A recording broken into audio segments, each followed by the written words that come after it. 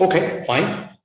For those who follow us from Sweden, I think we have some audience in Sweden as well. What happened was just a power failure. It's nothing wrong with your computer at home. Okay, Lars Noren was born in Stockholm in 1944, but his family moved to southern Sweden, to Skåne, while he was still a child. At the age of 15, however, he moved back to Stockholm and began working as a stage manager at the Royal Dramatic Theatre of Stockholm, Dramaten. Actually, he started out as a poet rather than a playwright in the beginning, having several collections of poetry published in the 1960s and 1970s. He also spent some time at a mental hospital for youth having mental health problems. And I think that this most probably affected his later artistic works. He later turned to prose, wrote a few novels, I think, but it was as a playwright of drama that he had his breakthrough in Sweden. Two plays became famous in the early 80s. Night is the mother of the day, and the second, Chaos is the neighbor of God. He became popular also on stage abroad, in Europe and around the world, and of course has been translated into many languages. Many of his plays are quite long, several hours, and serious dramas with complicated characters, often neurotic and insecure people in materially well-off middle or upper-class families. So behind the successful facade, there are people in distress. The plays of Lars Noren got so popular in Sweden that a new expression was actually invented with a reference to his plays. In Sweden, we call it Noren jul, which means a Christmas of Noren. This means a mentally painful family gathering for holidays when people are forced to spend time together and the facade cracks. The play of this evening, And Give Us the Shadows, is a merciless portrait of a literary genius, Mr. O'Neill, the main character. But he's burdened by addictions, depressions, tuberculosis, he's also ill physically, and a difficult childhood. And out of this, he terrorizes his own family. Moreover, he is a laureate of the Nobel Prize of Literature, you know, this great award given annually by the Swedish Academy. And he's celebrating his birthday together with his two sons from different marriages and his new wife. So I would say everything is set for old conflicts to come up to the surface. I will hand over to Jerry Aliseu in a minute, but to introduce the play and talk a little bit about the people acting and the theatre that he's managing. But let me end by saying that Lars Noren sadly passed away earlier this year, in January, actually. So that makes him even more topical, I think, and is perhaps one of the reasons behind our decision to introduce him to a Nigerian audience here tonight. So I hope that you will enjoy the reading and the discussions afterwards, and that our Zoom spectators will be able to join to hear about your impressions and your interpretations of this. And at the very end, we will serve a few more drinks and some finger food as well for the physical guests to continue our discussions in a more informal setting.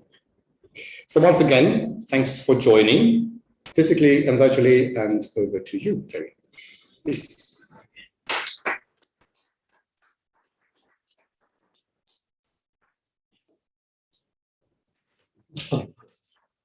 All right.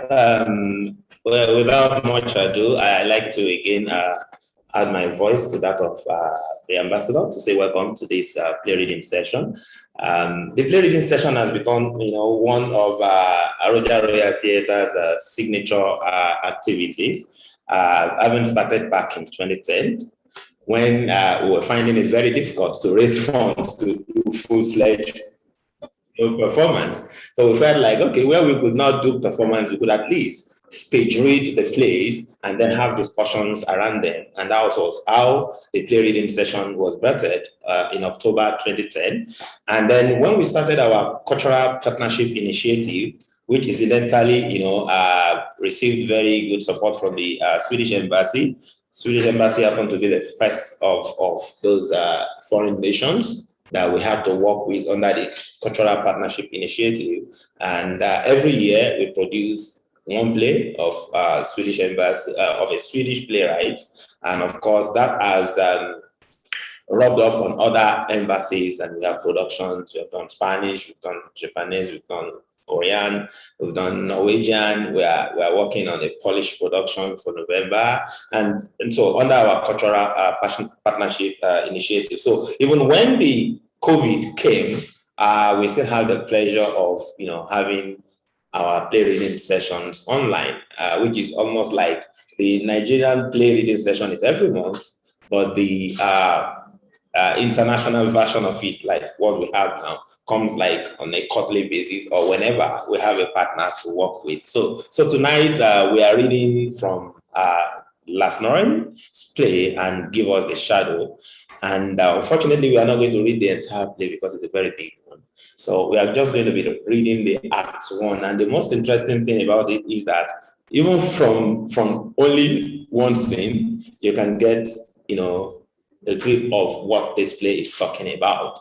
And that is going to lead into some interactive session as we do. So for those of us who are here on site and those joining us online, we are happy to have you around. And of course, also we have the pleasure of having with us the artistic director of the Nigerian National Troupe, Alhaji Ahmed. So glad to have you. We also have the Director Communication of Federal Inland Revenue Service with us, who is also, he's not here because he's from FIRS. He's here because he's also a playwright. And very soon his play is on our list. Emeka, his play is on our reading list, and we are going to get to invite you to join us. So, and of course, also we have the President of Association of Nigerian Authors, Barrister Ahmed Mewada, in the house. My friend and brother from Kavik, Philip Agbese Jr. is here, and our very senior guy in the world of theater is here. Most people know him as Bako Supersack, but I have Egon Albert to do that also, joining us this evening. So for those of you joining us from Northern Ireland, from Nigeria, from Sweden, and from Turkey, as I have seen on the Zoom call, just sit tight, and the reading is going to commence very shortly, and afterwards we have an interactive session. So do enjoy your evening. This evening, the cast of the play is made up of 5 characters. Carlotta, the only woman in the play, which is going to be played by Oluwaseun Odukoya, the one we call Auntie Shine Shine, the storyteller. Eugene, whom the play is, all about, is to be played this evening by Isaac Udochukwu Israel. And of course, Eugene Jr. is Desmond Okey. And then Shane is Ezra Boboy. And we have Saki, which is going to be played by Osasua Ehibo. At the end of the play, we still get to meet them. So I have the pleasure of presenting to you Aroja Royal Theatre for the play reading of And Give Us the Shadow. Here you go. Lights out, but don't turn on the lights. Don't worry. Okay, guys. Good to go.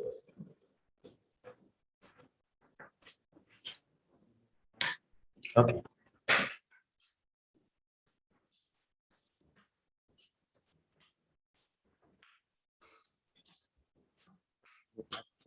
Yes, sir.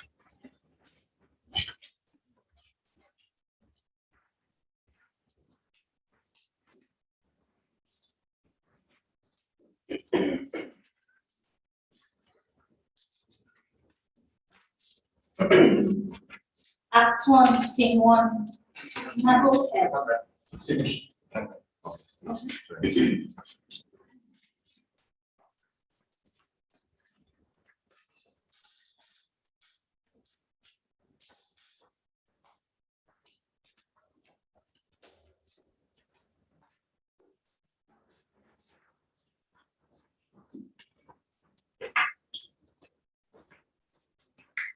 Okay.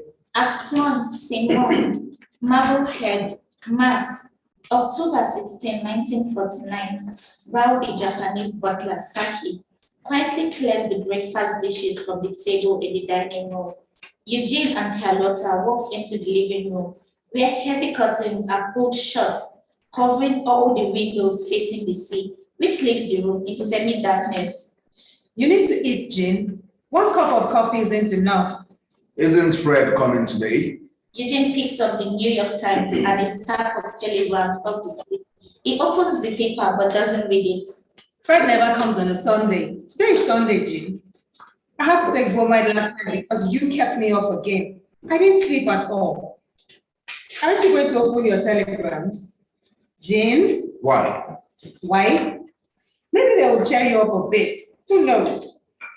There isn't a word about you in the New York Times today. Elia Cousin has written something about the Velasco Theater.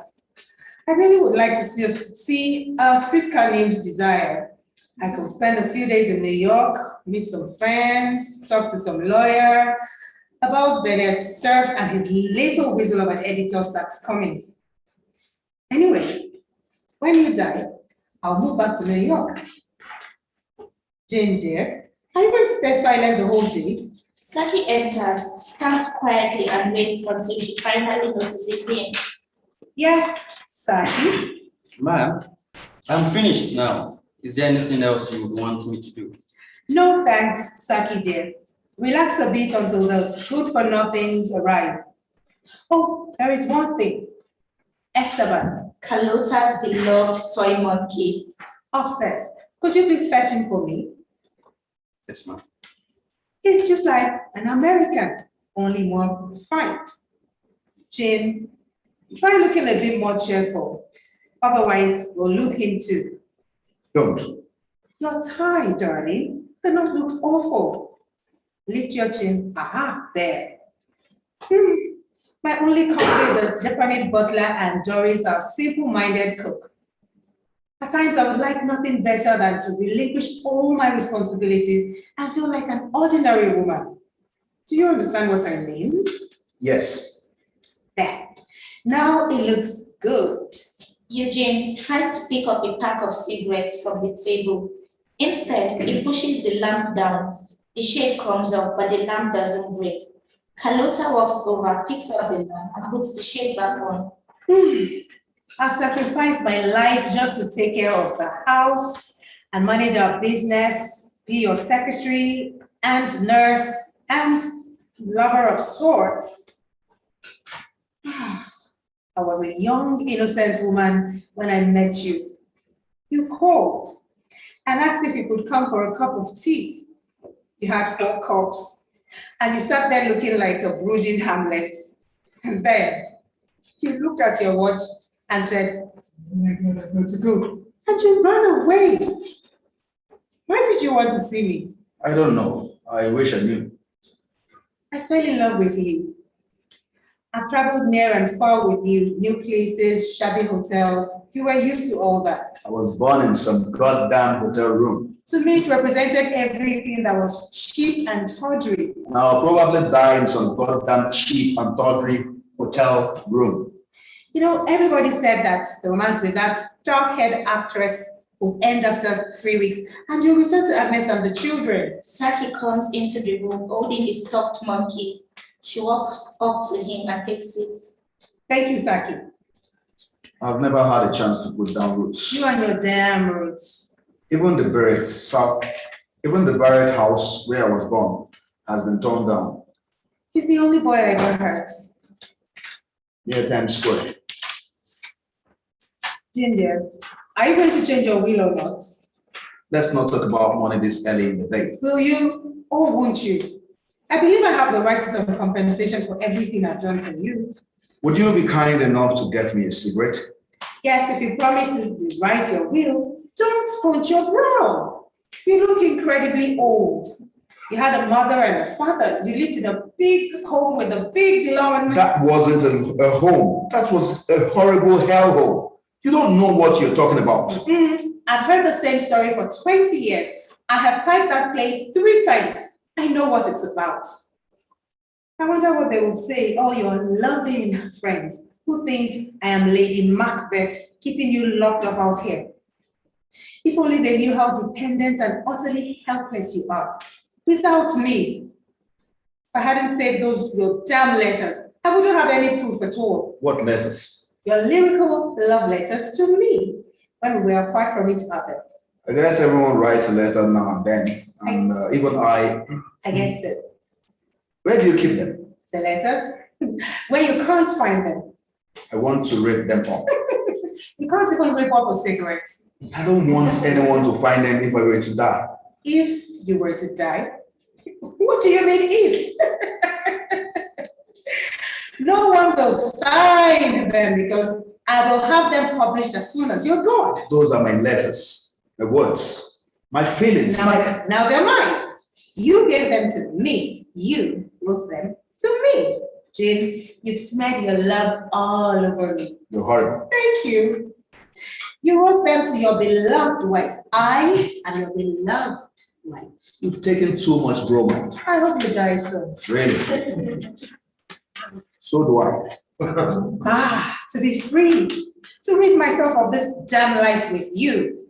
She walks over to the fireplace and takes down a picture of the 2 of them, both smiling tenderly, leaning against an enormous oak tree in some forest in France. My God, I look like I was happy, young, and hopeful. Jane, you must understand. We have to tend to your business before it's too late. I don't give a damn about it. There are problems we have to deal with whether we want to or not, because of the 2 sons you have. And before that agent editor of yours, Sax Cummings, and all other grave robbers steal everything. There's not a damn thing to steal. I'm forgotten. Yes. Gone. Yes, but sooner or later they'll discover you again. What do you think they'll say after they've read The Long Day's Journey into Night? They never will. You swore to me with your hand on the Bible. Of course I did. I'll simply have to starve to death. I don't want to talk about it anymore. We have nothing left to live on, Jean. I've used up all my savings so that you could have a real home. What are we going to do? I'm going to talk to Sax Cummings about When? soon. As soon as I feel a little stronger. My God, Jean, you have to do something before you die. It makes me sick to think about how people who exploit you are going to be your literary beneficiaries and your children. You wouldn't want them to look after your masterpieces. What does it matter when we're gone? You might be gone, but I am not. It's wonderful to have someone around you who's always smiling. 1 o'clock. I told them we're eating at 1, not sooner or later. And kidney. I've eaten so much kidney lately. I'm beginning to feel like peace. Look, you must tell them once and for all that we can't give them any more money. Also try to talk some sense into your son. Which one? The one that is still possible to talk to, the communist. I dislike everything about that man. He never calls me Carlotta. He only says, how's the die-hard Tory? Wasn't it enough that you gave them a third of your income from morning becomes a lecturer? Saki! Ma'am. I just wanted to know if Joyce had remembered to put the meat in the oven. Yes, ma'am. It's already in the oven. Thank you, Saki. I don't know what I'll do without you, dear Saki. You know, I don't understand how they could place people like Saki in those prison camps. He's as good as an American as you or I. If only you'd go for a walk during the day, you won't have to spend half the night listening to that jungle music, my God. If Blenny wasn't dead, you would be taking it for a walk every day. Yes. How could we have left him in California? I hated it there. The only thing of value in all of California is Blenny's grave. That's true, all right. Finally, something we agree on. It's wonderful. He was the only one of our children who never disappointed us. I think about him every day. I haven't dreamed about him. Last night I dreamt I had the electoral script in my lap. I knew I had never written as well before. So I threw it away. But Blenny, then ran after the papers and brought them back to me. He thought he was a retriever. He was so full of life. And loyalty and love. You know, you never wrote anything as beautiful as your epitaph to Blenny. He stayed by my feet the whole day while I walked. Had I not managed to write that play, I would have given up. I had abandoned my children.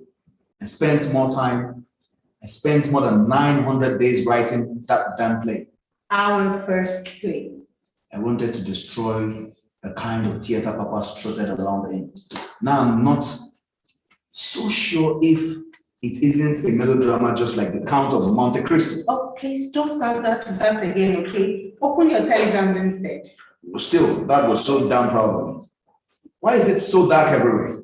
Is it because you don't want me to see how old looking you are? No, so that I don't have to look at you. You know damn well I can't take the light anymore, and that's your fault. My eyes are destroyed. My God, when I think how hard I worked on the lecture, how I sat bent over a typewriter while the years dwindled away. Morning Becomes a Lecturer is my play. Lavinia and I have the same fate has befallen us. One thing is clear, Jim. That play does not belong to Sachs Comics. It should be mine. No. Let's be friends. Huh? Before they get here. Before we die. You're immortal, Jim. You'll never die, unfortunately. I can't be your friend. I'm a normal woman with very normal needs. I need a man, not a legend. I'd better go into the kitchen and make sure we can feed your senseless prodigal sons.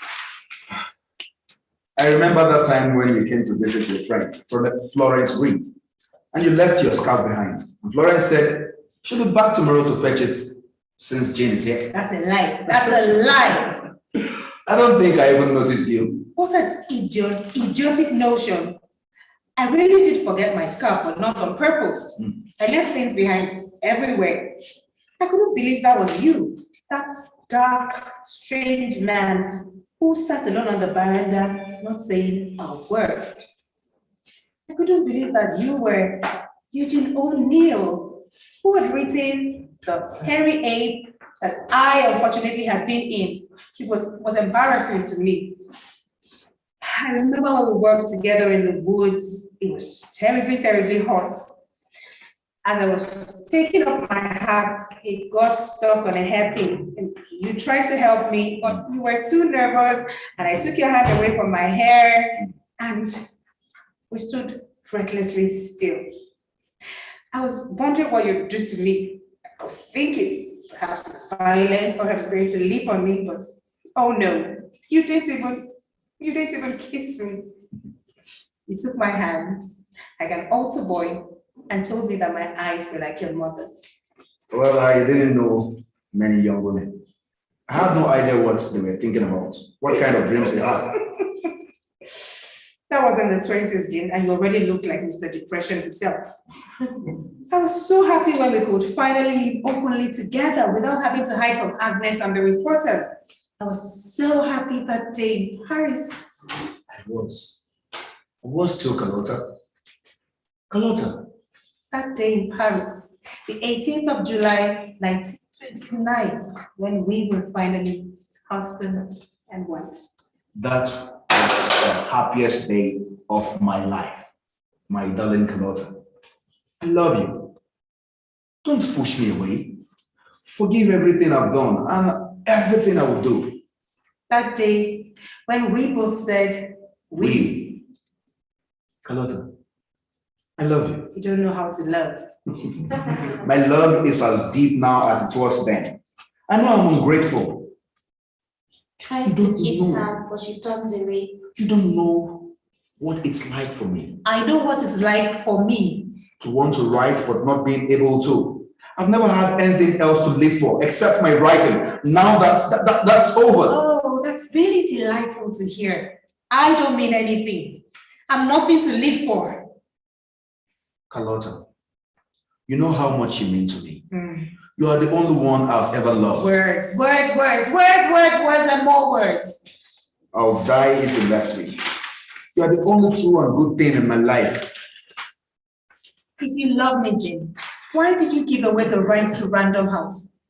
I don't give a damn about Iceman or Strange Interlude, but Electra, it's mine. It's our story. And why didn't you write anything to me on our wedding anniversary this year? I have only 19 notes and we've been married for 20 years. You know how hard it is for me to write. It takes me an hour just to write a check. Because you're stingy and selfish. Stop it now, stop it. I stopped a long time ago, Jane. I'm not asking for much. You've got Parkinson's, but it hasn't killed you yet. But it inhibits my ability to create. The ideas don't come if my hand doesn't move across the paper. I don't think I've ever seen you happy. I don't think you were happy on the day we were married or that night. My wedding night. That's enough. Now stop it. A night I'll never, ever forget. We came back to the hotel, you and I. You said, I'm exhausted. I'm going to bed. And then you went to your room and I to mine. That was my wedding night. Any man would have given anything, Jane, to make love to me. That's probably been the hardest thing in my life with you. I never felt you had that erotic longing for me. I know that Agnes... Now, keep quiet. She didn't have a barrel of fun either. Shut up. You just sat there on her bed, the way you do with me, looking at her in the dark. Shut up. You detest women, except when you need You them. make me want to vomit. You've never given a thought as to what might happen to me when you're gone. I know exactly what will happen. You will be moving from one presidential hotel suite to another. One endless shopping spree through Bergdorf, Goodman, dinners at Quo Vadis. If I had used all the money I spent on you to open a chain of whorehouses from New York to San Francisco, I'll be a wealthy man today. What are you saying? And I would have had a hell of a lot more fun. What are you saying? I was making $50,000 to $70,000 every day. And I have nothing left. I'm going to kill you. You do that. Carlotta picks up the fireplace tool and grabs it with both hands. I've had enough. I'm putting an end to this, you goddamn son of a bitch. Saki! I'll kill you. I will kill you. Saki, hold on! Sir! It won't help calling him. He's on my side. He's my servant. Carlotta lets go of the fireplace tool. Saki, Yes, ma'am. I just wanted to ask you to light the fire in here. It's getting cold and damp. Yes, ma'am. Please pour me a little scotch when you're done, so that the world takes on a rosy hue again. I'll wear black for the rest of my life. I look like Lavinia Manon in Noren Becomes Electra. Did you ever see Noren Becomes Electra, Saki? Sorry, ma'am. I did not. No, you're much too young. Anna Nazimova played Lavinia. I should have played her. I was an actress. I was talented. I could have made it big. But then I met Eugene O'Neill. How's Doris doing? It's almost 12 o'clock. Please go fetch me 3 hat boxes from the coat closet. I want to try them on to decide which one I'll wear. I've surrendered everything that most people live for. Friends, family, children. I never cared about your children. I surrendered life itself. I saved my soul, but lost the world.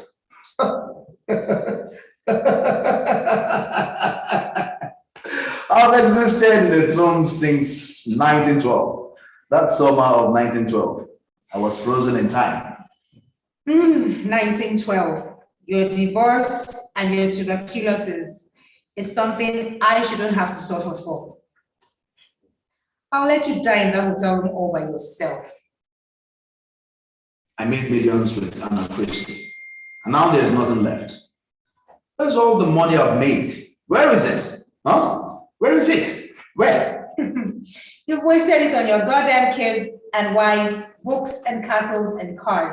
You needed to prove you weren't some little Irishman, the son of a third-class actor. Thank you, Saki. I should have stayed in Provincetown, in that simple house by the sea. All you want is to be locked up with me in your private hell. But that's not what I want. Carlotta walks over to the bar and pours herself another glass of scotch. Jane, darling, the reason we're poor is that they aren't doing your plays. No money is coming in. The money is depleted. That's what happens to money, idiots. You make me shake. You wrinkled old bitch. Oh, you should talk about wrinkles. I'm still beautiful. And there isn't one man who will say no to me if I wanted him. You've been impotent for the last 10 years. Add that to the list of things you can't do anymore. Saki, darling, please get the dough. Jin, I've told Saki to collect all the cartridges he can find. Oh yes, I know you keep the shotgun next to you up there, just waiting to shoot me. Your sons, they're here. The addict and the bomb. The royal family from the province of Tyrone. Mr. Eugene and Mr. Shane. Scene 2, the same room. Eugene is at one end of the room looking frightened. Carlotta is at the other end fuming. Hello there, Carlotta. Hello, Father.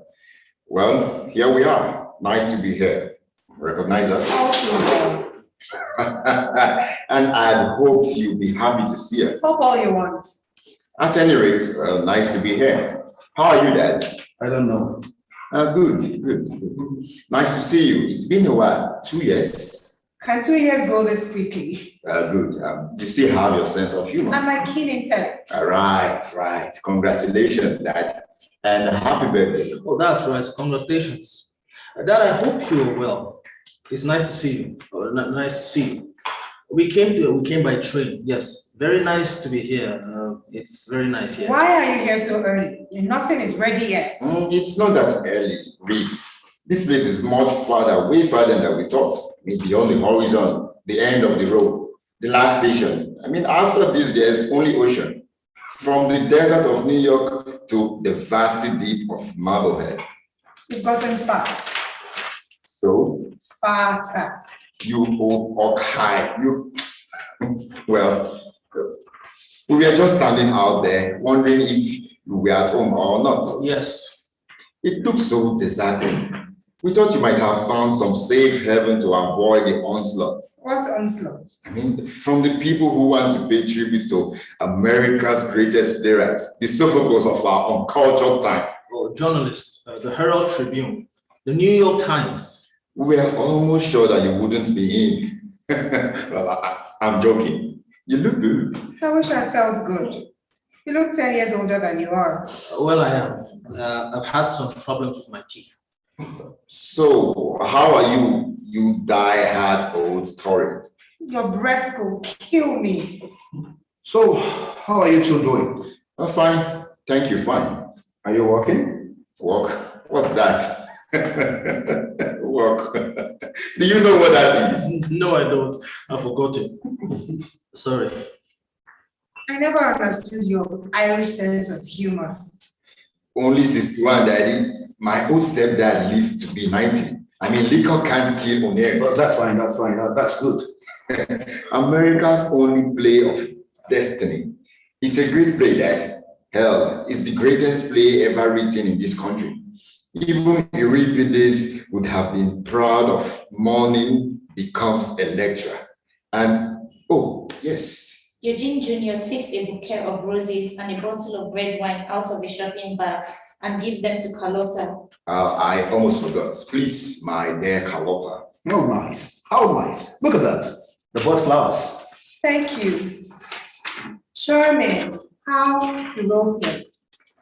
Very thoughtful. Yeah, the roses are from Times Square, and you are as beautiful as Roosevelt. I would appreciate it if you didn't talk about that communist in my home. The communist, dear President Roosevelt, may he rest in peace. We can thank Roosevelt for having spread the seed of communism in this country. You must know by now that Carlotta is even more reactionary than the British royal family. I'm proud of it. You haven't spoken to Ona since she married the communist Jew. Don't you know she hopped on a plane with suitcases filled with Charlie Chaplin's money and tucked it away in a Swiss bank? That's not why I haven't spoken to her. Let's not talk about that now, okay? I like what Roosevelt said during the war. He's like some kind of a great uncle. I don't care what you think. He allowed narcotics into this country to weaken the people and make them unable to defend themselves when Stalin comes here with his butchers. We should have helped Hitler to destroy the Russian instead of getting together with them. I hear there are at least 50 Russian spies working in the State Department. We should have dropped the bomb on Moscow, not on Japan. Let's not talk about politics now, okay? Yeah, you are right. It's pointless. It's wonderful to see you, Dad. How do you feel? Do you like it up here? Great writers never like anything. They go through life suffering while making life miserable for others. Well, you can laugh. What else is there to do? Why don't you take off your hat? Saki, dear. Ma'am. Oh, sorry. So, And the flowers, please. Oh, you look better. I mean, much better than when you were in New York. It must be the sea and everything. One can hear the sound of the waves. It would make me nervous, but you like the sea. I mean, I'll get nervous if I can't have a drink soon. It's too early. It's never. For you. Yeah, it's never. It's never too early. It's never too early. Well, Shane thought we had gone to the wrong place, but the cab driver said it always looks this desolate. I mean, he even knew who you were, Dad. He said he's seen Morning Becomes a Lecturer on tour in Boston. He still remembers it. He told us how he never forgot how Lavinia went into the house and closed the door, and how he got goosebumps all over. Oh, that's right. At the California Theater. You remember that? Yeah, he said he'd never forget it. Oh, goosebumps. That's a long time ago, 1931. Ah, yeah. That same year, I graduated Yale and received the Winthrop Award for my outstanding knowledge of Greek and Latin poetry. If only the world had continued speaking Latin and Greek, everything would have gone my way, Dad. Dad, you were so proud. Do you remember that? I vaguely remember something like that. You told me you were so proud of me. Well, he's much too educated for me, you said. Oh, we remember. We remember you had to ask permission from Yale to marry that poor girl you had gotten pregnant.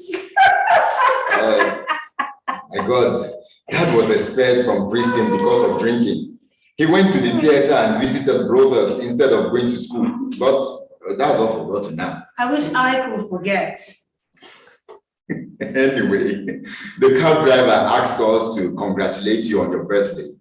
It seems there's an article in today's Boston Post about you, Dad. Something about the prodigal son coming back home. Home? Home? Where? You don't even know what a home is. Here, somewhere. I mean, Boston, Connecticut, New England. I have no home. I don't belong anywhere, least of all New England. Same with me. Oh, you'll find a home somewhere in hell. That sounds like a line out of one of your plays, Dad. Oh, most of them he got from me, the good ones. After all these years, that's what she's become. Anyways, these New England folks, they seem proud to have you here. Oh, yes. They think he's so nice and pleasant, while I'm treated like Lavinia. Oh my God. I brought you a gift. It's just a book that President Truman says hello to. Not Roosevelt. Thank you. Thank you. Very nice. Very nice. There was an air of lynching in the theater when the electoral tour came to Boston. They were as upset as if I had defecated in church. Jim, please. They treated me like dirt. They thought I was ridiculing them. The Boston Herald wrote, "Why does Mr. O'Neill find such pleasure in presenting the people of New England as degenerates? How could I be so ungrateful? Here, where they showed such hospitality by opening up their homes, inviting the Irish working class directly off the streets into their drawing rooms. We were the underclass, treated like servants, worse than Negroes because father was an actor. Don't think that those fancy ladies invited my poor mother to any of their secret tea parties. I'll never forgive them for the way they treated her. If she had had some form of social life, she wouldn't have felt so lost. She might even have conquered her addiction. Why didn't you do something to help her? I did what I could. Yes. You went out drinking with your brother. Put them on the dining table, please. Shane, you don't talk very much, do you? It's actually quite pleasant. Shane, Sorry, what did you say? How are your children? Fine, they send their regards. They have cold. How many children do you have now? Ruth also sends her regards. She's anxious to see you again, Dad. Ruth. Yes, she sends her regards. Just that they have cold. Well, you have to take care of them. The gift, Shane, your present. Oh, yes, something I bought, just something small. How nice without presents? I don't know. Here it is, nothing special. Oh, it's a thought that counts. You shouldn't have. Thank you. It's nothing special, it's a pen. A fountain pen. Well, I thought Since you are a writer, yes, they say it's a very fine pen. It will last till 50 years if you are careful. Well, you know what I mean. Also, Kathy sends her regards to everybody. What did you say? Speak a little louder. Sorry, I said Kathy sends her regard to everybody. She's sorry she couldn't make it. We thought it would be too much trouble and quite expensive too, if the children were to come. Oh, we didn't expect any children. We live quite isolated out here. Yes, that's God's truth. I've got some news. Ruth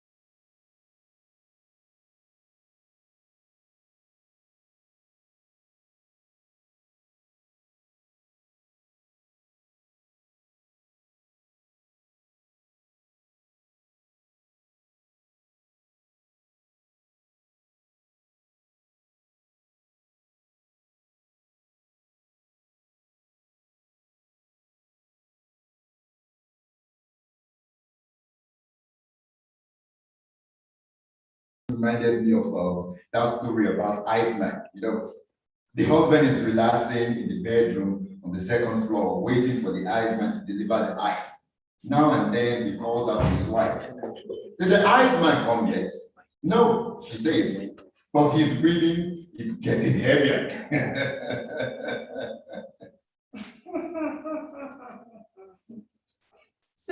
the children send their regards to the old grandparents. Dad, do come down to New York some weekend. We could go to the place to a baseball game or a boxing match. I hate New York. I mean, we could go downtown and listen to Billie Holiday at the Village Vanguard. If only I had the strength to go to New York on a weekend and meet some real people.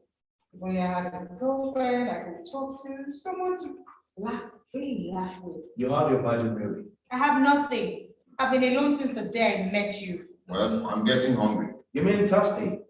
You also get some food. So, you're getting married again?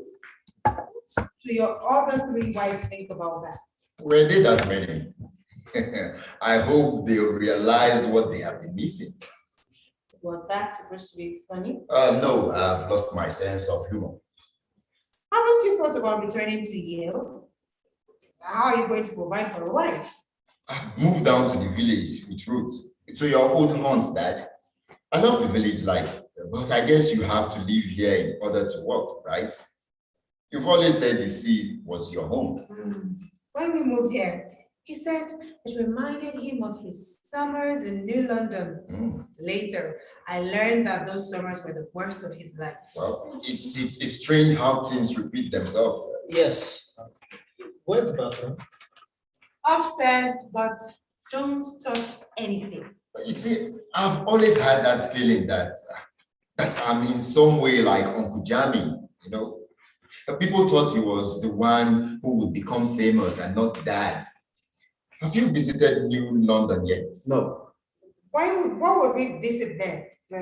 That ghostly, dilapidated old house? I have to. For God's sake, go! Thank you.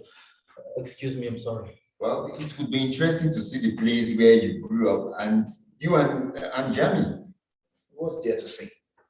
What's there to see? Just a house? A tired old house? A tired old house like any other old house. We only used it during summers, but it was our home. The only one who took care of it was Papa. If your brother uses drugs in this house, I will throw him out. Why would he do that? Because he's a drug addict. Well, he said he stopped. He's giving his word of honor. Word of honor? Yes. This family could start a business selling broken promises. Once an addict, always an addict. They never ever tell the truth. Right, June? How many times did your mother give her solemn oath? Don't start. Don't start. It's terrible he has to go through this again. I don't care anymore. He's your son, for God's sake. I can't do anything. I never could. I can't either. She listens and hears Shane coming down the stairs. Everyone looks at Shane. What's the matter? Nothing. I just had a bit. I'm just a little tired. In 1931, when we had just returned from Europe, we paid a quick visit to New London. Oh, you had a Cadillac then? A Cadillac? A big white Cadillac. Sounds like we were millionaires, but it was the second-hand Cadillac. Well, once we rode in it, Ona and I, when we were in New York visiting. Why don't you with us? No, it wasn't the best time for me to see that. I thought he was still angry with me. He was. Oh. The way you were ruining your career and marrying that little trollop. You had a real chauffeur in a uniform. I could understand that Dad didn't have any great desire to attend my wedding. However stingy Papa was, we still had the first Packard in all of Connecticut. He got it for mother's sake, for our enjoyment. Well, Dad has also been married 3 times. I didn't even know that Dad was, my dad. I didn't think that living with my mother must have been all that inspiring.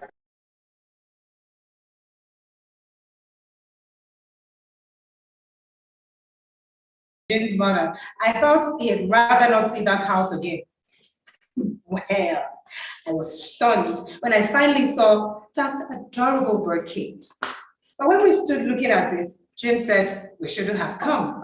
And then we never talked about it again until he started to write about it. But here, it's nice here, isn't it? Oh, yes. Yes. I can think of living anywhere. I can't think of living anywhere but New York. Everyone ends up in New York sooner or later. What do you do? How do you make a living? I get by. I guess you're doing the same thing you've done since you left Yale, just bumming around. I've been very busy. Doing different things. You were a shining star at Yale, and you threw it all away. There was a war that I didn't think lecturing about Virgin was appropriate while people were being killed. Please, don't blame the war. Unlike Shane, you always had a good head for studies. You never could concentrate long enough on anything. I enlisted in the Navy after Pearl Harbor. I tried, but they didn't want me. The best thing I ever did. I've done everything I could for the two of you, and you know it. I haven't tried to steer you in the right direction. Make sure you went to the best and most expensive prep school in the country. What did you do? After a couple of weeks, you got homesick and wrote to Agnes, and she went straight up there and brought you back home. I wanted to go back to Bermuda. You see, I like Bermuda. But that was the only place I ever liked.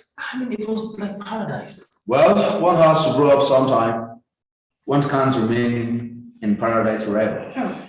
Agnes did everything to make us suffer. She delayed signing the divorce papers because she was hoping that Jane and I would get tired of each other. I had a good time in Bermuda. See, I didn't like the prep school. I didn't make any friends. No one was visiting me. Gaga was the only one who cared about me. Gaga was the one who destroyed everything. She took over the family the day she arrived. If you didn't get your way, you always knew that Gaga would give in to you. You think you would have had it hard. You have no idea of what I had to go through. Everybody said I abandoned my family for Carlotta's sake. I tell you, there wasn't one moment I didn't miss you. I was ready to get on the next ship back to America, but I had to stay in Europe. What a lovely thing to say. I don't know. So I guess I got the idea that everyone was deserting me. Gaga was the only one there for me. I'm not saying anything about Gaga. I had a nurse myself I loved when I was a child. You had a nice life, a good apartment. You could have gone as far as you wanted, become anything you wanted. Now that there's no damn depression out there, even a good-for-nothing could find a job. What do you do about it? Just drift along. Dad, don't start with Jane now. That's not fair, Dad. I've had plenty jobs, but I'm trying to find my own path. I also have a touch of poet in me. I'll find something that suits me. Become an alcoholic. That suits you. Dad, I've had some interesting job offers I'm considering. It's true. Well, that's good. You haven't heard it. Of course, I know you haven't heard it, but I've worked as a radio announcer in Hartford a few times. As a what? A radio announcer. Doing commercials and introducing programs. Many say I sound like Orson Welles. You know the guy who did the War of the Worlds 10 years ago. They say, operator if you want. What the hell is that? Sound like someone else? Have you ever heard anything as silly as that? So are you going to be an impersonator? Eugene Jr. walks over to the table with liquor bottles, doesn't take a drink and goes back to his chair. No, go ahead. Have a drink. a little scotch won't kill me. I have to go to the kitchen and talk to Doris about our lunch. Don't you get drunk now. Am I wasting my breath? Dad, rumors have it that you weren't exactly a choir boy either. You and Uncle Jamie. You two hung around the sleaziest hangouts on Broadway. You even wrote about it. You drank and gambled on horses and you had no real job either. You don't know what you're talking about. The times were different. Everything was different. I didn't get an education. The street and the sea were my university. Then I became ill and I thought I didn't have long to live. I didn't give a damn what kind of life I led. I grew up in bars and second-rate hotels. I didn't know how to get away from it. But you soon seemed to like it. down there in the mug, you know, and you're obviously trying to pull Shane down with you. If it isn't liquor or it's something else, neither one of you has any real backbone. Oh, if I only felt that you really tried.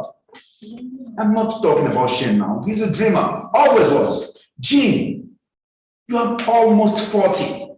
When I was 40, I already had a body of work behind me. And stop talking about Jamie as if he was some kind of romantic hero from the past. You don't know anything about him. No, Dad. I know I don't know anything. You don't know anything about him. That's what's wrong with you. Jamie wasn't what you think. He was a sick and unhappy human being. The difference between him and others I've known who are waiting for the big break was that he was too intelligent to deceive himself. He destroyed his life with booze and whores, knowing full well what he was doing. If that's what you want, you're heading in the right direction. But for God's sake, don't think there are any similarities between you and Jamie. Jesus! There wasn't one single day of happiness in his life. Only a goddamn idiot will try to emulate him. Please calm down, Dad. I'm not trying to be like Uncle Jamie. You've studied Greek. They have a saying, know thyself. Know thyself. That shouldn't take too long. Well, forget it. Forget everything. That's your philosophy. I just happened to run into one of your old producers, and I asked him if he could find something for me. Find something? Yes, Dad, anything. A job in radio or TV. Or maybe, well, who knows? Maybe as an actor. You? An actor? My word. Some minor role. One has to start someplace, you know. A very minor role in that case. I'm even taking voice class lessons, you know. I know you have to work very hard. And how the hell do you think you will become an actor just like that? If you had any talent for acting, it would have been evident a long time ago. We haven't seen it, have we? No, you're probably right. I know I'm right. Well, I might as well just kill myself. I guess that's always the solution. Ma'am. Okay, Dad, I'm not capable of anything. Yes, Saki. There's a telephone call from Mr. O'Neill, ma'am. Who is it? A journalist, ma'am. How strange.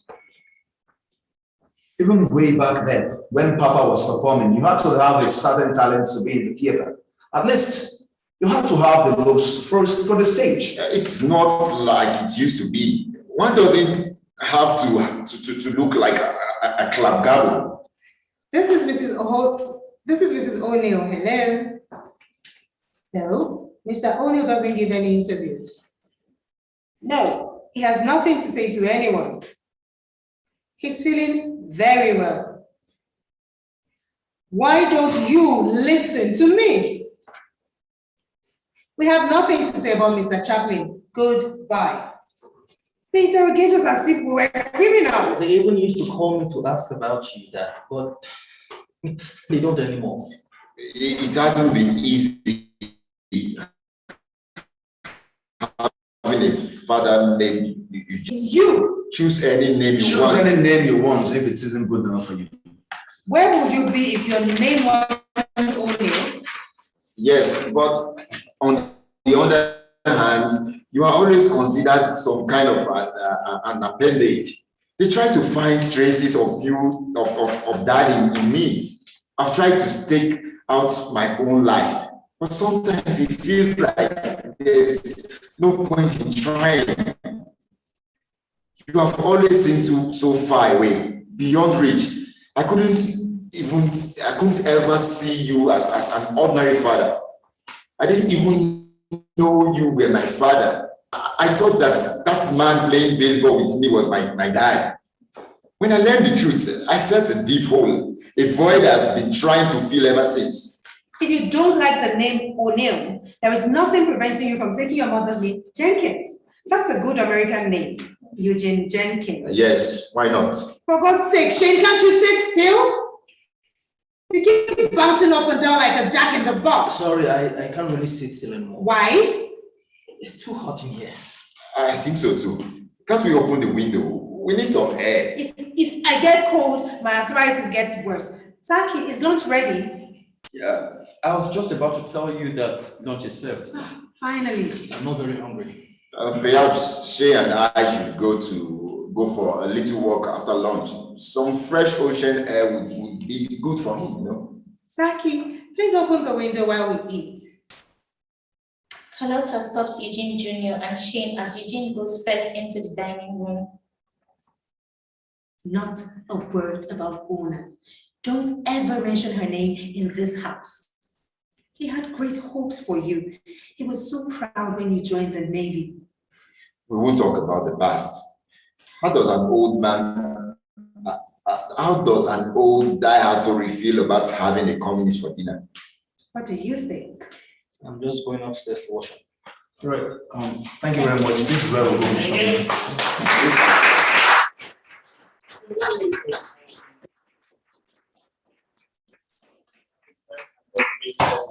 go. I did some introduction earlier on, but let's match the page to the end. Okay. This is the end. All right. Okay. So, Hi, my name is Shamsia Umar. what did you do? I'm a theater artist. What did you read? Oh, I was a tutor for the play. My name is Osazua Edibo. I read Saki. My name is Desmond Oke. I read Eugene Jr. Good evening, everyone. Thank you for coming. My name is Yodu Koya. I read Carlotta. Good evening, everyone. Thank you for coming. My name is Isaac Israel Udochku. I read Eugene O'Neill. Good evening, everyone. My name is Ibrahim Ezra Bubai. I read Shane. Thank you. Thank you.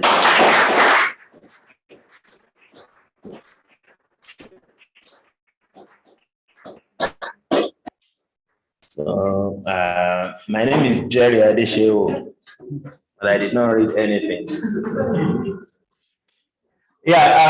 So that is the much we could take from that play, very well celebrated play titled "And Give Us the Shadows." There are there's one more act of two scenes, but what we are able to take is one act of two scenes. So unfortunately, as much as we try, copies are not available.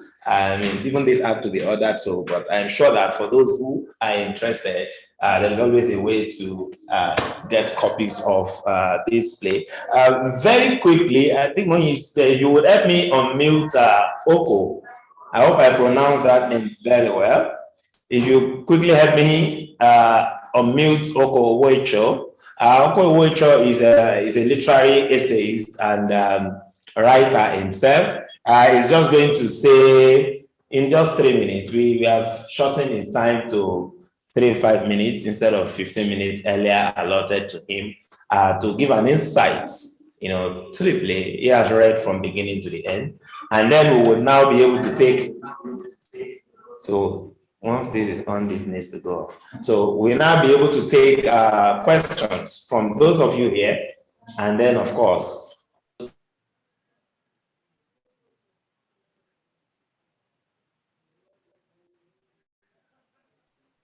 Africa. Okay, good evening. Okay. Okay, I hope you can all hear me. That was a great reading from the Aruja theater team people. So briefly, I would like to say that Lars Noren has done an amazing work, most especially that the biography of Eugene O'Neill, who also a real life character, an American playwright, a Nobel Prize winner. His biography, I think, wouldn't have given much insight as much as what Lars Noren did here, in the sense that he wrote this play as if he lived with the family while all these things happened. And through this play, one is also able to trace the life of Eugene O'Neill. Importantly for me is the life of Carlotta, the wife of Eugene. I try to imagine how life would have been for Eugene, having a mother who incidentally was also an addict, an actor papa, as Eugene calls him, who in every sense wasn't there for Eugene in the beginning of his life. So all those things culminated to break Eugene into the life of depression he led. But the character of Carlota, who happens to be a wife who doesn't come from the family, yet she tends to be under the whole problem that comes with Eugene's lifestyle, and not just Eugene's lifestyle, even his children. Shane, who happens to be an addict himself, and Eugene Jr., who is trying to find his feet. I think there's a place where Eugene Jr. said something on page 42 of the text, where he said that he has been trying to find his traces, but the only problem he has is that he always finds his father in him. So this is actually quite deep for me, having children who in every way we want to evaluate it, they don't feel the presence or any comfort in being with their own father. Though of course I wouldn't be able to judge the character of Eugene considering his background and everything. But if I was to meet Carlota and Eugene in real life, I would have actually praised Carlota in her effort in trying to keep Eugene sane and all that. That's very important. Then also, when I read this book, I was pondering what would have been Lars Noren's ideal, considering that I read somewhere that Lars Noren held Eugene O'Neill, the real life Eugene O'Neill, in high esteem. Yet in this play, he went very deep. He didn't try to sweet coat or sugarcoat anything, which, if you ask me, is actually a good work. But the most important thing too, despite the realism he projected in the text, one would see that Lars Noren also tried to make us know the reason why Eugene's life is the way he is. So he traced everything from his childhood trauma, and how all those things ended up in making him the person he is today. And it's so sad that the character of Eugene also said somewhere in the text that artists are not supposed to have children, because deep inside he knows he hasn't been there for Shane and Eugene Jr. as much as he ought to. So I think that Lars Noren did an amazing work in trying to make us understand the psychoanalytical link between the character of Eugene and everything that happened to him. So I don't know if my 3 minutes has been elapsed. Trying to be conscious of time. Round it up then. Just round up. Yeah. Okay. So generally, call you back to do so while the interaction here is ongoing. If there is need to call you back, we'll do so. So just round up now. Okay, so in general, I did like to say and give us the shadow is an interesting text that Lars Noren picked up the character of a real life writer and is able to do this impeccable job, because I don't think a biography would have been able to create this link, because what Lars Noren did is to bring us physically into the world of Eugene O'Neill, his wife and 2 children. So I would say it's an amazing work.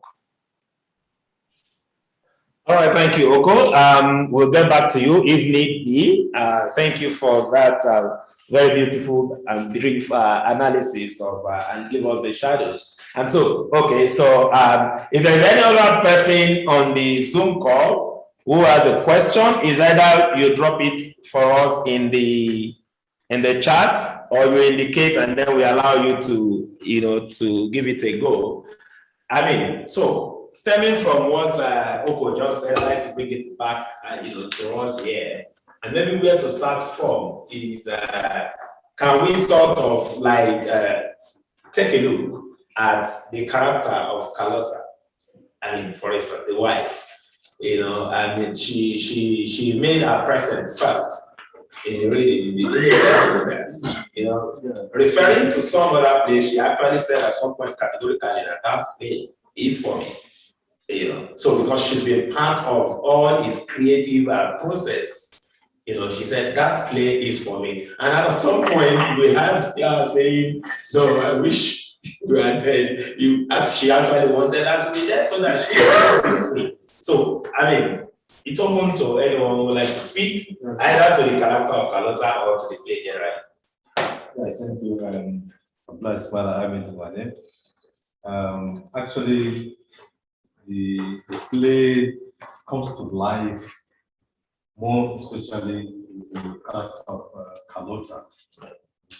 Humor in the midst of melancholia. She's able to weave life into various conversations. And then the play, as I was listening to the play, it reminds me of William Faulkner's As I Lay Dying. The kind of degeneration and I think the various situations, the various happenings that the narrations, it's quite a kind of modernist narrative in line with what William Faulkner did in As I Lay Dying. And in fact, without the character of Carlotta, the entire play wouldn't even be cohesive as we have it. She's not really moved to be what that. Thank you. Any other take before I throw in another? Okay, so I'd like to speak generally about the play. You see, the wonder of some great writers. Now you will see the play out with the characters and the way he molds them. It becomes an interplay of suggestive family trauma, and yet he plays it with such comedy that if you are not a good director, that's one of those kind of plays you want to run away from. But it challenges people who are more creative, who has the in-depth of such kind of writers. You now find a way of projecting the real story out of what he's playing, not the comedy. And then you now can hold the audience. They laugh, but they enjoy. And I enjoyed the reading because some of the characters, the play readers, they bring to fore the expression of understanding the role that, like Carlotta, for example, the person that read it was almost going into the character, and it takes you back into the play, and then you are wondering if you are really directing it and you want to tweet this and that. But that, again, brings you back to the whole connection of the play by the playwright. Whether you are reading it, whether you are acting it, he has remolded it into set pieces for you to understand and play it right. Thank you. Thank you, sir. So let's take Lars and then we'll come to Philip. Yes, I did enjoy reading. I tried to follow the characters all through how they actually emerged. The Nobel laureate, sorry, I may not be able to remember all the names, Eugene, and then the Carlotta, yeah. Okay. He comes through as an old man. He spoke less, even when he has to speak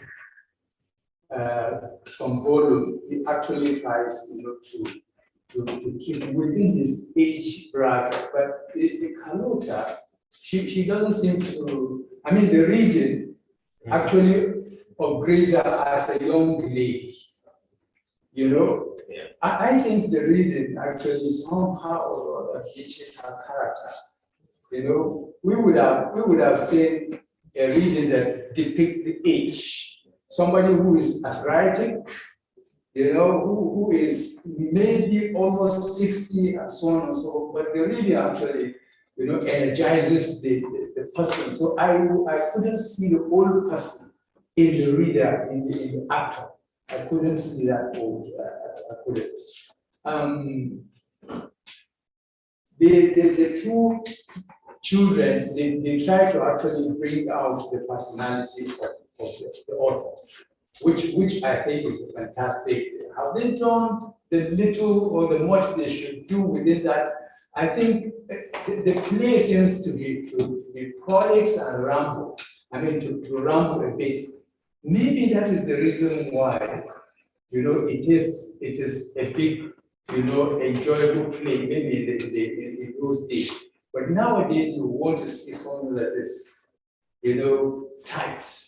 Something that you just, within a few minutes and so on and so forth, you go through it and you're done. I was looking for Swedish culture in it. In fact, my greatest surprise, because I didn't know anything about the play, was to only, to get to see it's an American. So it's a bit of a letdown. I came here to see Swedish culture as an American. Sorry. Yeah. All right, thank you. Actually, Then we'll take. Okay. Yeah, just to say something about what's the concerning Carlotta. Really, the play did not actually delineate the age bracket of the two characters, Carlotta and Eugene. But the impression that comes across to me about Carlotta is that she's a bit younger than the husband, and she's even selling herself. Yes. Trying to give the impression that even after the husband has gone, she's still very much alive and they can still be marketable and all that. So that's kind of, and I think the reader did very well. Yeah, you're correct. So let's take Philip, and we say Julian. Good evening. My name is Philip. I wanted to ask from the reading if this was a fictional work based on a true person, and if that is so, how much leeway did the playwright have creating this story,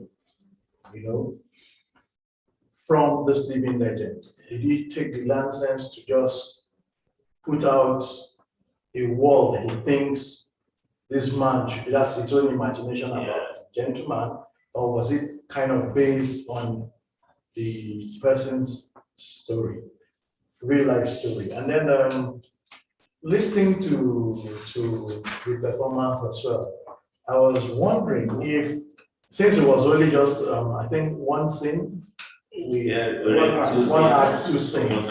Well, I wasn't so certain if his wife was sweet on the house help, because the way from what comes across from the reading was that each time she referred or spoke to him, her language changed, her body language was very different. She was really nice to him, and all, whereas she was kind of caught with her husband and really didn't suffer her, should I say, her son, her stepsons, in any way.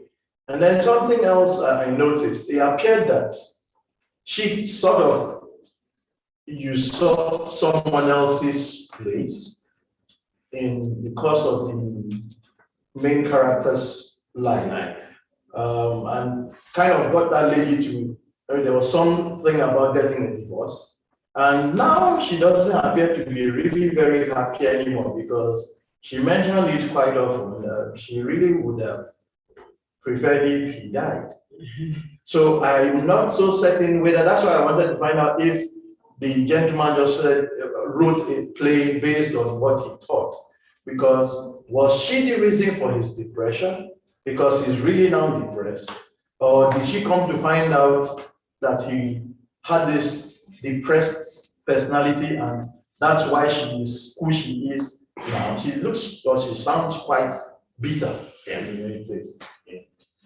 Okay, from the much in terms of the historical line for the play, it's a true life story with a little bit of, how do I put it now, fictional, issues. A very good example is the play titled, the Nigerian play about Kensarowa titled, The Killing Swan.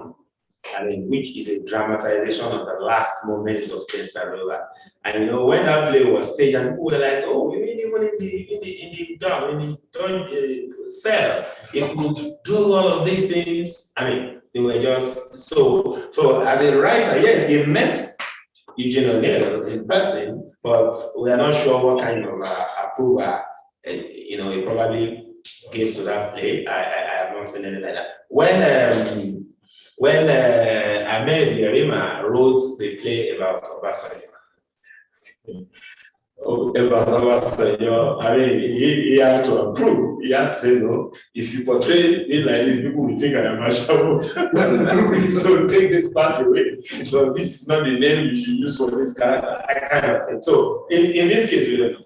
We don't know what kind of exchange, went on behind the scenes between the playwright and the character portrayed in this play. So we'll just take it as it is. So I don't know. There is a question from. Okay, sir. No, I think you should not lose sight of the fact that the play is intended to move us from the present to.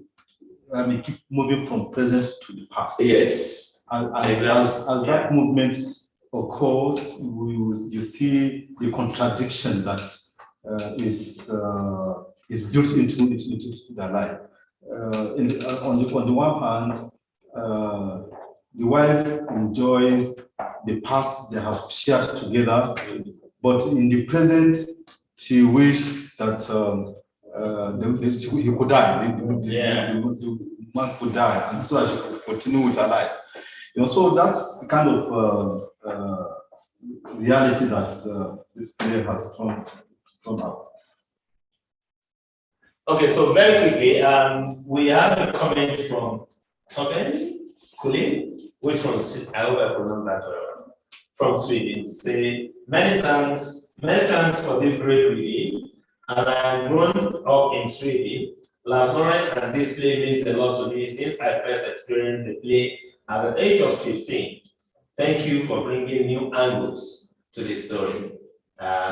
So that's the comment we have for now. But Matt, are you there? I am, yes. Okay, let's hear from you. Oh, okay. I was just typing in a question, but yeah, if I could talk personally. So I was just reflecting, in some ways, forgive me if I'm sort of generalizing here, but in some ways the play reminded me of some of the films of Ingmar Bergman. And also in some ways, presumably consciously continuing the tradition, the theater of Ibsen. And I was just wondering, possibly from Swedish members of the audience, what is it in Swedish society and culture that generates this interest in the oppressions of bourgeois lifestyle and also in the idea of transgenerational trauma, often set in sort of insular insular circumstances? So like this idea of families trapped together, people regretting past lives, people being oppressed by the success of their elders, and then more broadly to the wider audience, how does this relate to your own experience in Nigerian culture and society? Like, does it resonate? How does it resonate? And if so, in what way with Nigerian experience? Does that make sense? Yeah, so let's take the Swedish angle. The Swedish ambassador. Well, I think your remark that this is more an American play than a Swedish I think in Sweden we think of Lars Noren as very Swedish, and that's exactly this connection to the melancholy, the bitterness. There is a tradition, I think, and Ingmar Bergman, his films, Strindberg to some extent also. But there is also, I think Lars Noren is also in the part of the heritage of these big playwrights who focus on conflict within marriage. And Strindberg is one of them. But you also think of Edward Albee, perhaps, who's afraid of Virginia Woolf. And Arthur Miller, perhaps. So there is a connection, of course, to the Anglo-Saxon playwrights as well, definitely. But I would say that in Sweden, I don't know where it comes from actually, but quite often this facade of the bourgeoisie, you know, and very because Ingmar Bergman is quite often upper class as well, and you can see the cracks behind it, and there is a tension in this, which is being used to highlight actually the feelings of people. And I personally, I think that I mean, they're very harsh to each other, but you can also feel the tenderness. There was love once upon a time, and he refers to it, and she dismisses it, but between her lines, you can still feel the tenderness. So I think there is something in this. It's an old couple, and there are many old couples around. Yeah, you can recognize from your own family, from your father, perhaps. So there is something universal. Yeah. Okay. Yes, I think I'd like to see it more as a sociological text. It's not really as a cultural. It mirrors the situation that happened around the period of depression, and that depression is not cultural. It's not cultural. It's economic. It's social, partly, and it is the way people respond to that kind of situation. I think that's what the play is more about than cultural. Thank you. I have a question as to how Eugene and Carlotta's character, how it ended, their relationship ended, because I couldn't help but connect their characters to a movie I watched, Malcolm and Marie. And Malcolm was the main character, and he was a filmmaker that I think he had this big break at the end of the day. And we could see Marie also saying the same thing that Carlotta was saying, that this play was about me. I should have gotten more credits and things in that line. So I'm just curious as to how their relationship ended at the end of the play, and I enjoyed their reading. Yeah, I'll let Israel speak to that. Okay, Okay, I actually read the play to the end, and what happened is that there's just an interplay of these two crazy guys who are so used to themselves, and then they talk about their worst moments and their, very beautiful moments, and how much they would have achieved if things went probably the way one person wanted or the other person wanted. That is just all. And then at the end of it all, the two crazy sons was given a check to go and start something with their life, and then for Shane to start something good with his family and the children, and then they left, and then they reconciled again. So it's like His Excellency rightly said, it's just things that happen in the family. Everybody, there will always be ups and downs. There will be times where you feel like you're not getting this thing right, you understand? And then at the end of the day, you still find the melting point. You disagree to agree. So that's what happened. So it was a good story because at the end of it all, they still came back. to Families our fight all the life. time, but Yes, it's very strong bond. exactly. So, yeah. So, sir, I don't know which of the issues you want to speak to, but I need to add something. To not just look at the characters. Okay, so let me. Especially, you know, the role,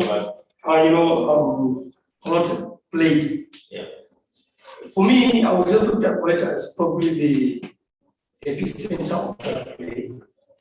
Because she was a wife, a secretary, who has really, looked into all the plays that this gentleman was writing. Sitting behind. So it's like she's also trying to express a feeling that O'Neill has already created, in her.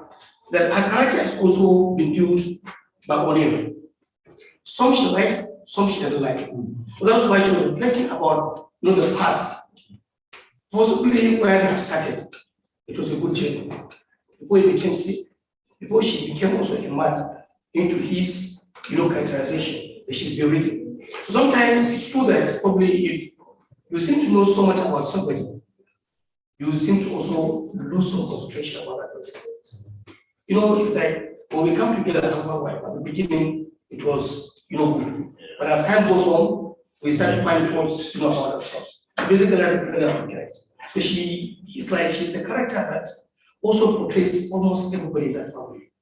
The children, the man, and then possibly the woman he has left, for her. Yeah. All right, so let me add to whatever you want to say. Do you agree that artists should not have families? Writers should not have families. Yeah, honestly, it depends on where you want to go. Okay. If you want to go the whole way, the whole 9 years, yeah. You just have to sacrifice. I was seeing the writer's life in this person, and I was saying, oh, how perfectly it is. Because honestly, good writing, and for you to write in such a manner that you could attract such kind of following and awards and so on and so forth, you just have to sacrifice. No social life, no family life, and you are into yourself and only yourself. So I really, if you want to make it, forget about family, forget social life, forget about everything. Maybe you go out to research and then you come back and hide yourself inside that system and produce. But then there is also the consequence of that. You are likely to be depressed. We've read a bit about depression, on the part of some of even Nigerian writers, those who decided to, focus on that. However, how does it resonate to a Nigerian? This kind of family living. I think I saw a completely strange family life. Completely strange to the family life that we are used to. In Nigeria, you have, no matter how, in fact, the more successful the man is, the more members of the family will flock into the house. So the opportunity of one man and one woman sitting down and picking up on themselves and each other, it's very, very, very rare. So that social, what would I say, backup. There's always something to distract you from focusing on the issues so that you escape. I think there's a very good, remedy for our own,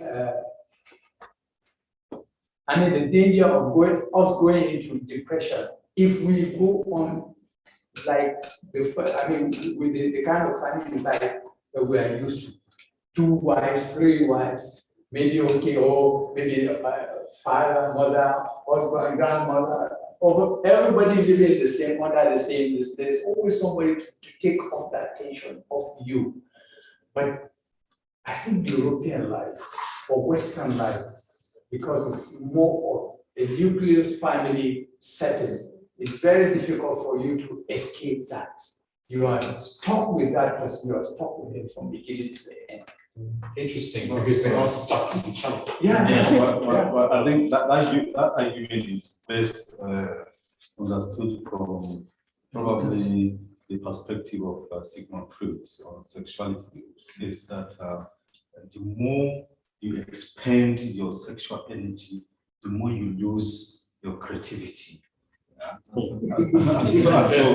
And so if you retain that sexual energy, you get your creativity intact. So if any writer believes in that, so maybe that's the way to go.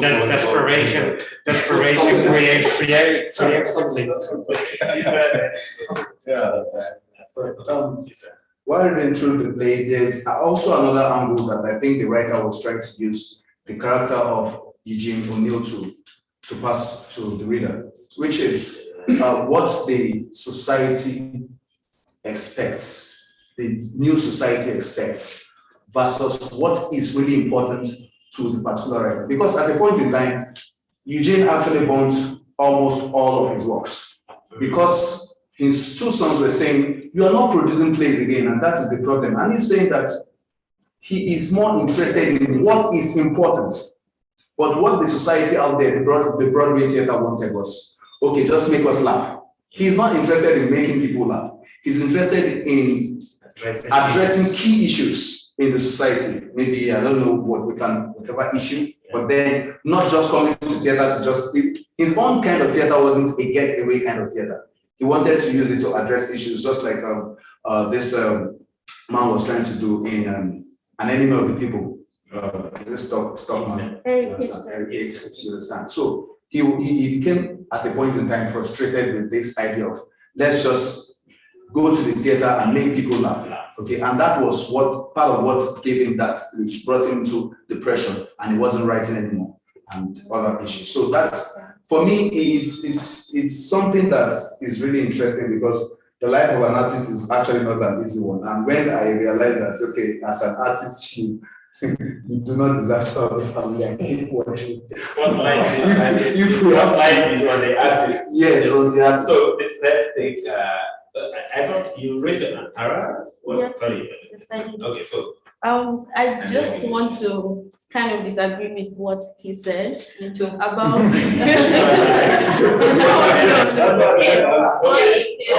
About writers not having families, okay. Not having social life, and things like that.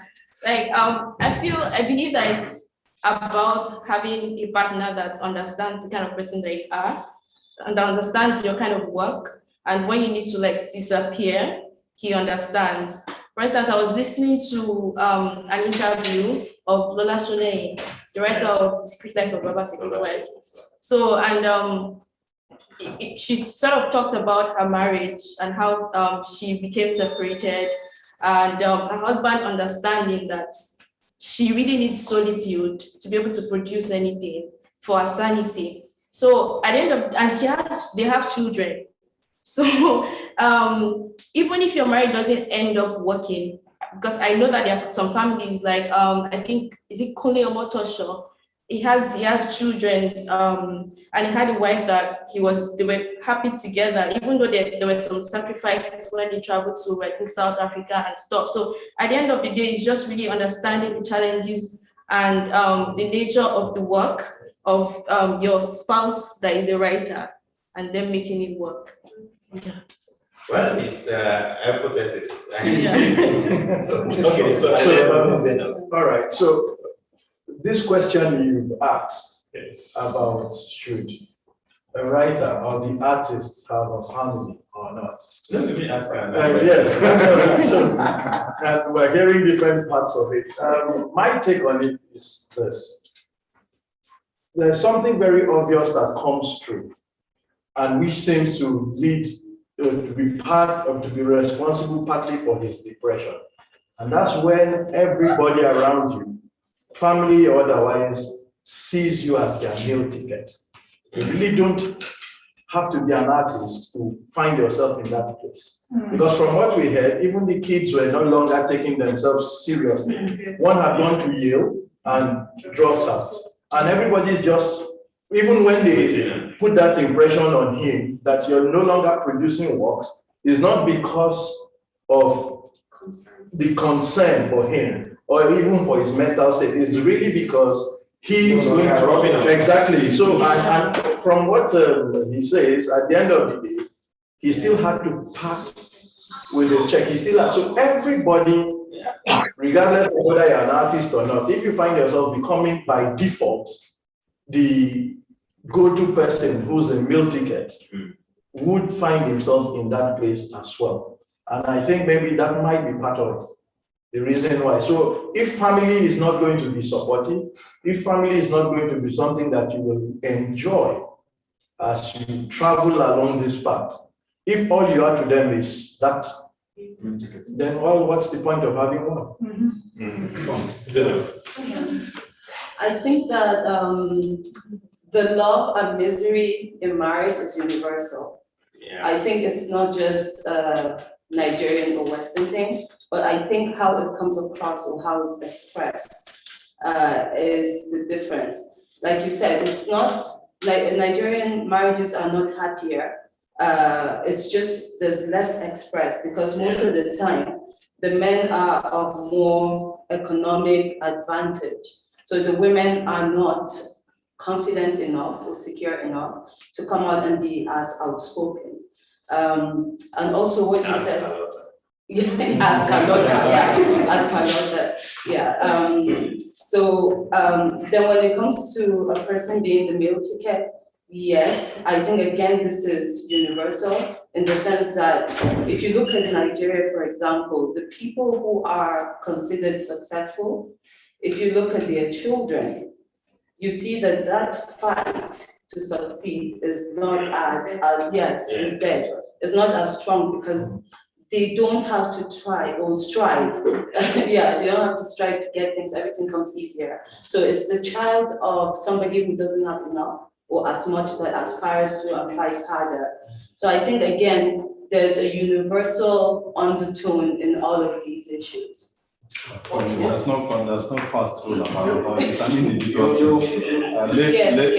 let's work Dimba had 4 wives, and before he died, he wrote about almost 10 books. You know, so and if you look at Odia Ofemu is not married, and he attributes that to the fact that he is, according to him, when he was interviewed, he said he pitied the woman he would marry because he will have no time for her. So at some point, Wole Soyinka left, walked away from his marriage, and then concentrated more on his writing. And then there was a time he traveled to Ghana, and then some of his friends arranged a woman for him in his hotel room. And then only for him to abandon the woman and continue writing. And then the woman expressed surprise that she had never seen a human being like this like before.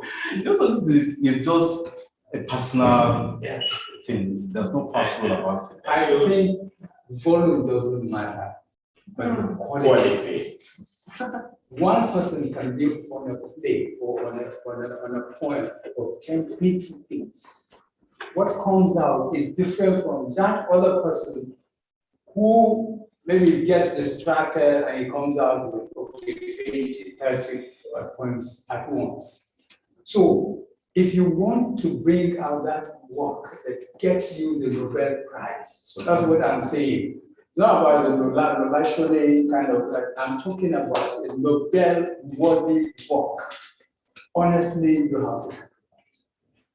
Yeah, the sacrifice in this case, not say subjective, not necessarily marriage, sacrifice generally. Distraction. You see, that brings us back to the writer. Yeah. You see, the crossing of John makes him that universal because he's not talking about one issue, but he has brought a very big universal issue, and that is you cannot see it from the artist angle. Yes, he has used the artist because he is one. Yes. The writer is one. So probably he didn't want to say, to be a good professional doctor, don't get married. Yeah. To be a good carpenter, don't get married. Because these are all creative things that if you don't concentrate, you lose it. Distractions are not limited to writers, actors, it is not. So it's using a whole one profession that he knows about. And so you can, Olikoye Ransom-Kuti, for example, was a medical doctor. He never got married until his brother had to bring a wife to the house. So it is not about writer or actor, but he had to use that since that is his own medium expression. I think that's. Carlota, are you still on? So that for those rolling stuff. Yeah. Just riding on the angle of universality that Zena brought in earlier, it's something that I find attractive in this play and even a number of Swedish plays that were performed before. You see situations, a play that is based in a country that physically seems so far away, but then you perform it as an actor, you're able to identify with the character, are able to identify with the events in the play and the situation. That's for me, I just find that very attractive. And the range and the spectrum of the conversation that has gone on this evening, also just it's very interesting. And it's the fact that that play was written by a Swedish author, playwright, and many years ago, and here we are, is still relevant, we're still able to speak to the issues. It's just so, should I say, heartwarming, and it's rewarding at the end of the day. I also like the Oga's angle when he said it's not just about the artists particularly. If I'm not wrong, somebody said Dangote forgot his wife somewhere. Yeah. So maybe it's about, if you want to be the quality that Ogami Wada also spoke to earlier, not just necessarily the qualitative writer, but the qualitative and quintessential professional. You just might have to make those sacrifices. Okay, so can you help unmute Oko? Let's take our reviewer. He has a comment on this. He's not married yet, so let's hear from him. Oko, please, you can speak. Okay. Well, I'm not married, but I have something to say about the marriage and children stuff. I think, most especially starting from the book, we'll discover that Eugene has been depressed even before he had his children. And even the real character of Eugene in real life, Eugene O'Neill, his depression is just, I think someone said, transgenerational from his mom and all that. So to a certain degree, I feel as if the whole children thing is just an excuse, sort of. Someone was talking, the person mentioned the Odia Ofemu. Okay, so now you check where Odia Ofemu is, right? Then Oshundare also belongs to the same generation of Odia Ofemu, and Oshundare holds his wife in high esteem. Yet he's also a prolific writer as well.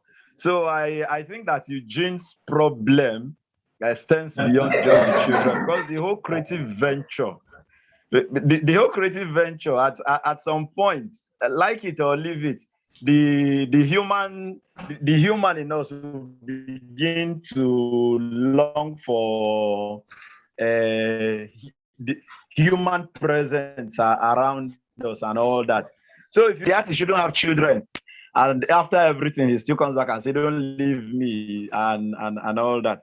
So please, the artist can have children, but just as most of us have said, it's about understanding, having an understanding partner who understands the absence of the father. And of course, the artist must also be able to balance all this. Because if you're an artist and you're not able to create time for your children, now wahala. Okay, so let me. I want to put a question to the artistic director of the National Group, and okay, so let's. So it's been a beautiful evening, and for me, I've had to reflect so much about the old play and everything, and until she asked about the ending of the book, I've been curious about the ending, and I would like to get a copy of the book. But I like to apply this. What I enjoyed the most about the old play is the humor. Through which people communicated pain and beauty and all of everything. And on a broader scale, beyond the book or beyond writing or beyond the authors, I like to find some correlation with national space in our Nigerian context. And we're at that point where we reflect about the beauties we've enjoyed, the world we've enjoyed, and the beautiful part of life, and it's still creating frictions and conflict. But I don't know if this book gives us a beautiful way to look at our past and find humor to define a new future, Because, like you said, the ending is someone giving a check and then you're defining your life and defining. And then I just don't know how we can put that together into our own complex realities as a country, which is almost similar to the book, and then progress and chat with ourselves. Thank you. Thank you, sir.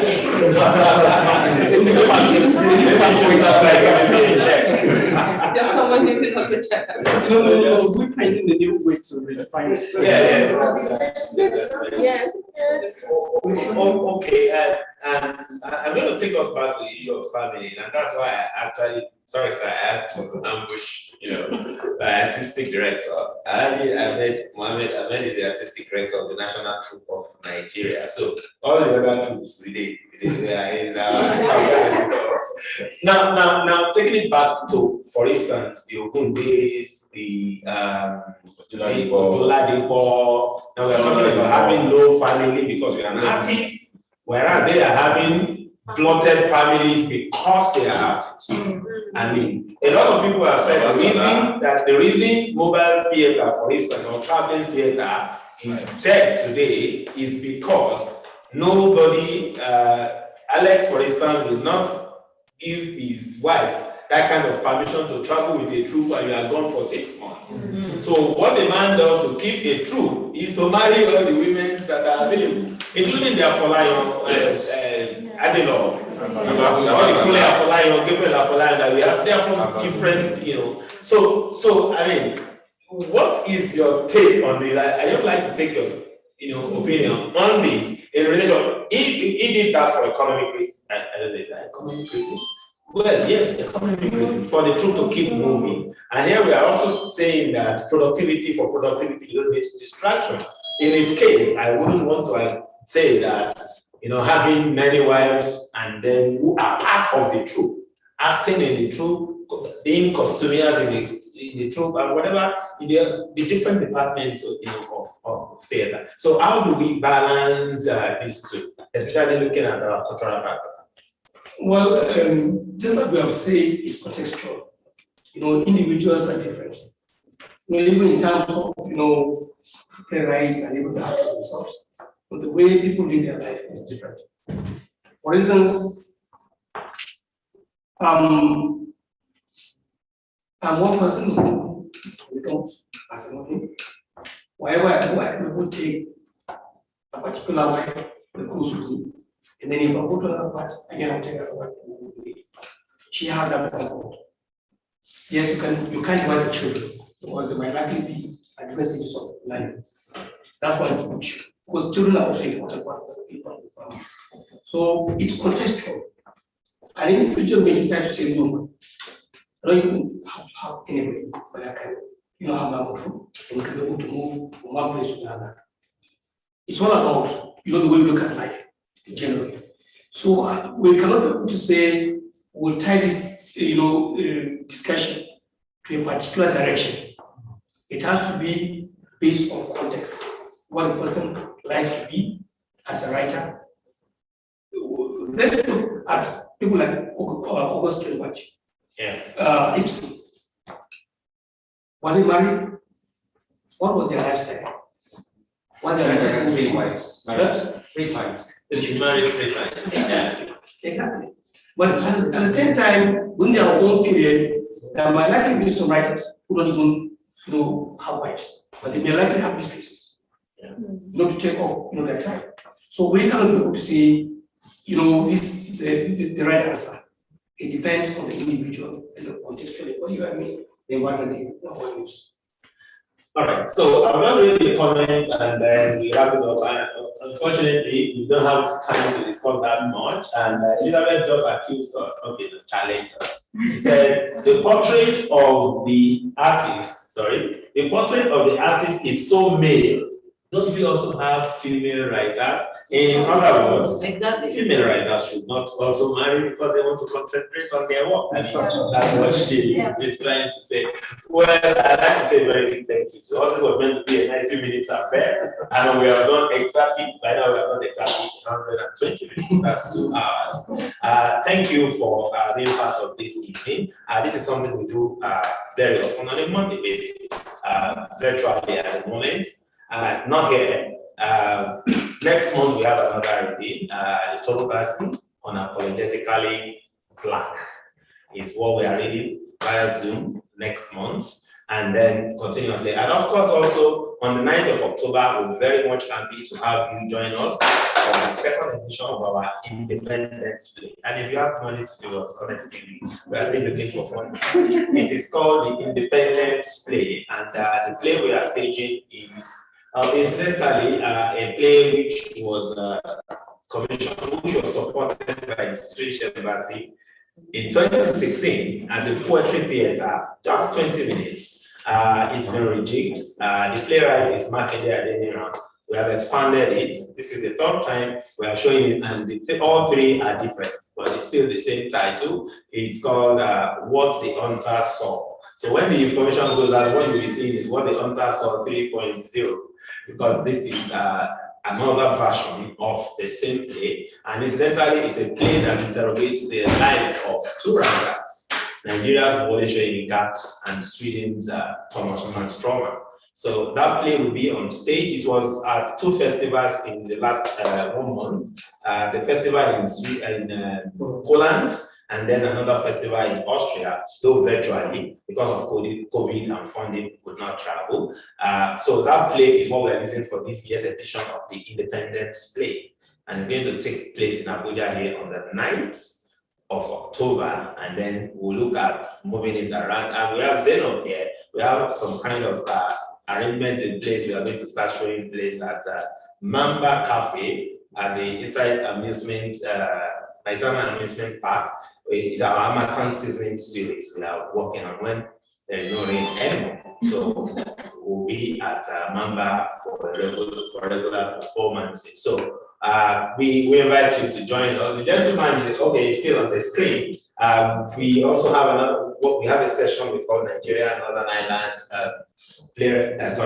Nigeria Northern Ireland Cultural Exchange program, where we engage with professionals on a monthly basis. It is co-hosted by myself and Matt Jennings, who is on your screen up there. He's of the University of Ulster in Northern Ireland, and so he's a co-host of that session on a monthly basis, the last Saturdays of every month.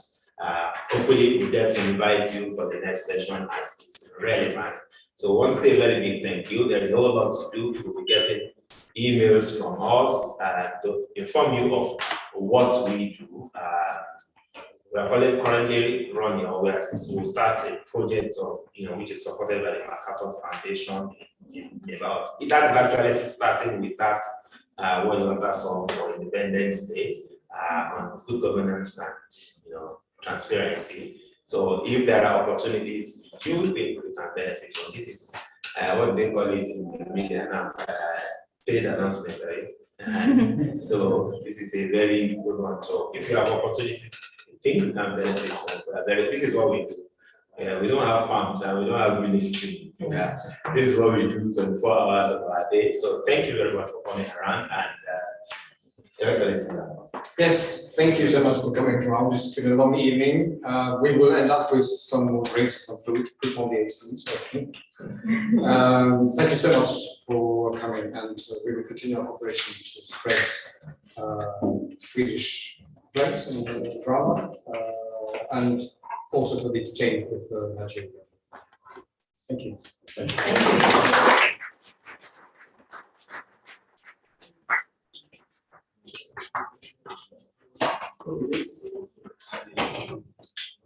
Hi, Lars. Yeah, how's it going? Hi. I wish I was here to share in the food and Yes. Can you imagine? Thank you. Thank you very much. Right you off the cast. Thank you. Thank you very much.